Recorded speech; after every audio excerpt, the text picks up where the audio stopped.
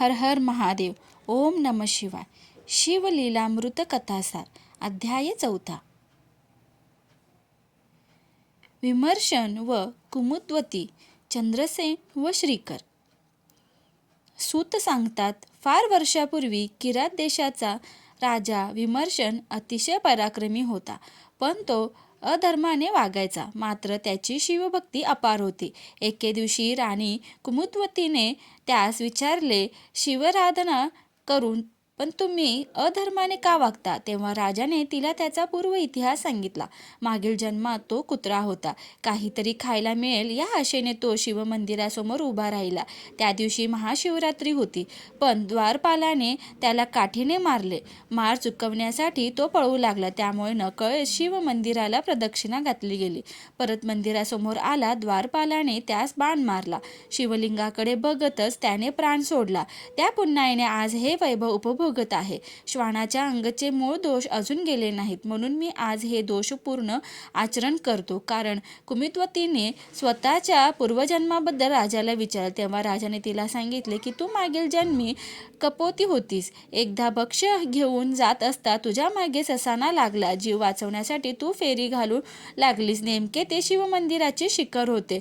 दमून तू शिखरावर बसलीस. त्याच वेळी ससाण्याने तुझ्यावर झडप घातली. त्या पुण्याईने तुला राणीचा जन्म मिळाला. उत्सुक होऊन राणीने राजाला पुढील जन्माबद्दल विचारले. तेव्हा राजाने तिला आपल्या पुढील जन्माबद्दल सविस्तर सांगितले. अंतिम जन्मी मी व तू अगस्त्य ऋषींना शरण जाऊन शिवपंथाची दीक्षा घेणार असल्याचं सांगितलं. सूतमुनी पुढे सांगतात, चंद्रसेन राजाची कथा. चंद्रसेन राजा परम शिवभक्त होता. त्याचा मित्र मणिभद्र राजा सद्विवेकी असल्याने तो अजय होता. एके दिवशी मणिभद्रने राजाला एक मौल्यवान मणी भेट केला. त्यामुळे चंद्रसेनाची अधिक भरभराट होत गेली. त्याला अनेक शत्रू निर्माण झाले, पण तो कोणालाही हार जात नव्हता. राजा त्या मौल्यवान मण्यामुळे शक्तिशाली आहे असे समजून सर्व राजे त्याला विरोध करून युद्ध करण्यास तयार झाले. राजाला तर युद्ध नको होते. तो शिवशंभोला शरण गेला. बाहेर युद्ध सुरू होते तर आत राजाची शिवाराधना सुरू होती. ती पाहण्यासाठी जनता लोटली होती. त्यातच एक 6 वर्षाचा मुलगा श्रीकर ही होता. शिवपूजन आटोपल्यावर सर्व लोक आपल्या घरी गेले. श्रीकरची आई पण त्याला घेऊन घरी आली. इकडे श्रीकरला शिवपूजा आठवली. त्याने तिथेच दगडमातीचे शिवलिंग करून पूजा करू लागला. पूजेत इतका तल्लीन झाला की आई हाक मारते याकडे त्याचे लक्ष नव्हते. आईने रागाने येऊन पाहिले तर हा दगडमातीत ध्यान लावून बसला होता. तिने रागाने त्याला ओढले व त्याचे दगडमाती उधळून लावले. आपली शिवपूजा मोडली म्हणून श्रीकर रडू लागला. लोटांगण घालू लागला. शेवटी कंटाळून आई त्याला तिथे सोडून गेली. रडत रडत श्रीकर तेथेच झोपला. स्वप्नात महादेवाने त्यास दर्शन दिले. त्याच्यावर कृपा केली. त्याला रत्नखचित शिवमंदिर बांधून दिले. श्रीकरने शिवशंभोला आपल्या आईला क्षमा करून तिला दर्शन देण्यास सांगितले. श्रीकर आईला घेऊन आला. आईने शंभोला नमस्कार केला. त्याची भक्ती पाहून तिला भरून आले. न राहून तिने ही घटना राजा चंद्रसेन यांना सांगितले.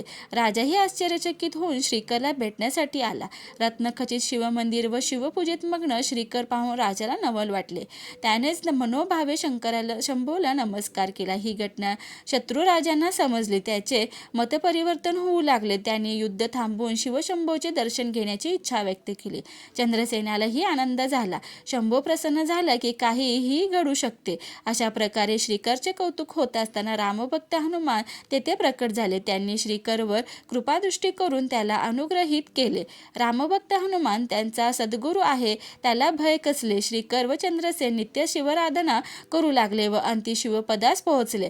या अध्यायाचे पठन करता आयु, आरोग्य व धन व उत्तम पुत्र संतती प्राप्त होते. सांब सदा शिवार्पणमस्तु. ओम नमः शिवाय.